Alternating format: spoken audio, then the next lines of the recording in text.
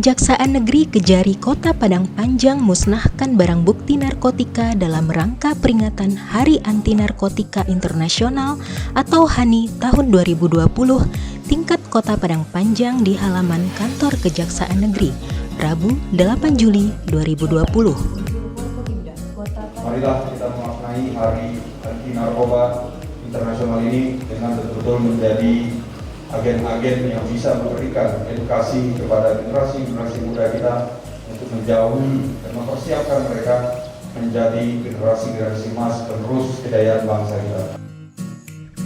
Peringatan HANI kali ini bertemakan hidup 100% di era new normal, sadar, sehat, produktif, dan bahagia tanpa narkoba.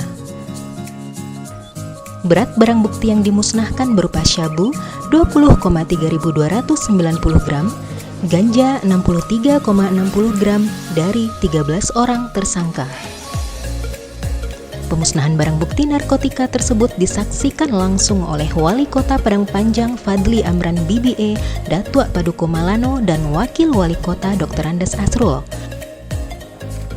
Alhamdulillah tadi kita sudah bersama-sama memusnahkan barang bukti narkoba yang disita dari kasus-kasus penyalahgunaan narkoba di Kota Padang Panjang. Tadi kita sampaikan mudah-mudahan dengan komitmen seperti ini, insya Allah kita bisa menyelamatkan generasi muda kita, generasi emas kita, khususnya di Kota Padang Panjang untuk tidak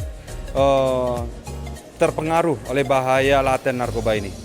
Terkait dengan pemusnahan barang bukti di Kejaksaan Negeri Padang Panjang, khususnya narkoba, di mana perkara tersebut merupakan perkara dari tindak pidana umum yang telah mempunyai kekuatan hukum tetap.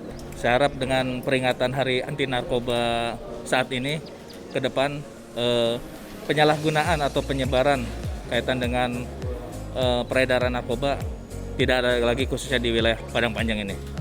Hidup sehat,